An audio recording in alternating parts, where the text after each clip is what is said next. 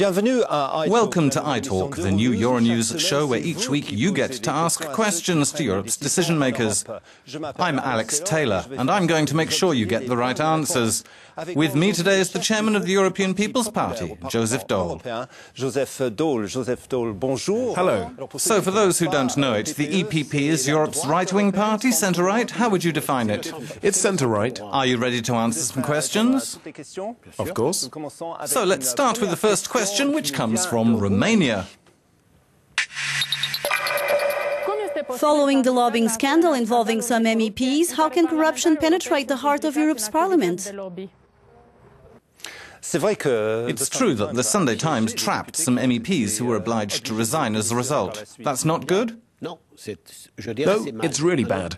A public servant must be irreproachable. That's why I immediately asked our Austrian MEP, the leader of his party, to resign. But here in Brussels, this is the epicenter of lobbying. It's very difficult. There are enormous financial interests. Yes, but lobbying, we don't need to be paid. I must be a bad MEP because during 12 years no one's offered me anything at all. And if they did, I wouldn't have accepted. Lobbying is normal. We have to have contacts with lobbying groups because we can't understand everything. But afterwards we have to make up our own minds and do our own work. But what do you say to people like Ruxandra who feel MEPs don't have to answer to anyone? That's the problem. But of course they have to answer for their acts. We've clearly seen that. Those who break the rules or try to make money, they've been caught. And if they're caught, they're caught. I want to say that there is no more than 3 or 4% of bad politicians, as is the case in lots of different professions. Our second question is from Pierre-Marie, a student in Lyon. I would like Europe to be more concerned about the ecological problems. We have been talking about doing things for ages, but we are not sure of making things happen with a parliament dominated by the right. So, more or less, the right isn't interested in environmental issues. I don't think that's true. The right is interested in environmental issues as much as the left or the Green Party.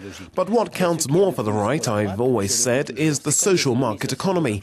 We can improve the environment once we have money. Up until now, the right have been more concerned with the deficits everyone's facing. And when we have debts everywhere, we can't do everything. Because of Fukushima, the Commission wants to carry out stress tests on nuclear plants.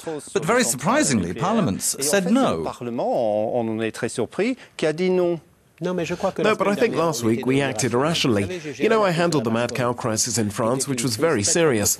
During that time, we were irrational as well for a period. Now we have to be rational. First question, stress test. What happened? A good analysis. Second question, replace nuclear energy. I'm for that option, but how shall we do it? What are we going to do, and how much is it going to cost? Another question from France.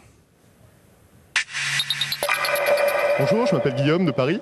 Je voulais savoir, après le vote sur de la déclaration... After the vote on whether financial deals should be taxed, when will the EU go further and impose a similar tax on international transactions? Et instaurer réellement cette taxe au niveau international, voilà.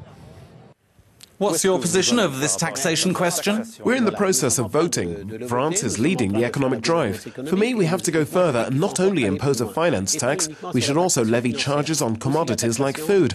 I think it's scandalous that one can speculate on prices in Europe or elsewhere, and that's what's happening. What exactly is a financial transaction? It's like this. If a bank's management is situated on the 12th floor of a building, they must be aware of what's happening on the 3rd floor, for example, of what the traders are doing, if they're making money or not. Our next question for Joseph Daul.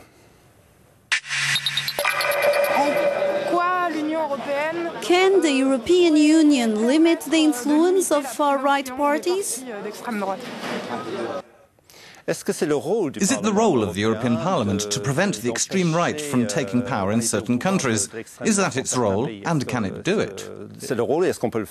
No, the European Parliament can't do anything. This is the result of different national elections. For now, the extreme right parties are very limited in the European Parliament. Can overtly racist parties be represented in Brussels or in Strasbourg? What are the rules? Those who've been elected and parties accepted in different countries can have representatives in the European Parliament. The last question to finish iTalk. Is it normal that MEPs aren't obliged to be present in the Assembly? That seems to be the case, especially for Rachida Dati. We know they're extremely well paid and they only have to be there on days when the president is elected. So tell us, what are your obligations? Are there any controls? What stops dishonest MEPs from just coming in simply to get their bonus? We've seen that there are some who do just that. Yes, there have been some. As I've said before, there's 3% of MEPs who perhaps don't follow the rules. But I can say that in most cases, people can check our presence in the chamber as everything is published. So who checks that? Who looks at who was there and when? In any case, we're obliged to sign in. If we don't sign, we're considered absent and we don't get our benefits. If we don't vote in more than 50% of debates, we don't get our benefits. So the rules are very strict, a lot more strict than in national parliaments. Aside from the benefits, are reminders sent to those who don't attend very often? Who decides to send them? It's the delegation leader who systematically sends out notes each month regarding vote participation. It's all made public. 90%, 70 et en dessous. Et donc ça c'est public. You yourself are a French MEP. The French have a very poor voting attendance record, the worst, I think, in the Parliament. Not members of the EPP. Perhaps in other groups, yes. Are there any other countries with a poor attendance record? Listen, I don't have any idea, but each country must have people who participate more or less. I come back to my 3 or 4%, but no more. Joseph Daul, thank you very much. You can put questions to our next guest by using your webcam via our website, euronews.net/Europa/iTalk. And I'll make sure you have the right answers from the European Parliament here in Brussels. See you next time.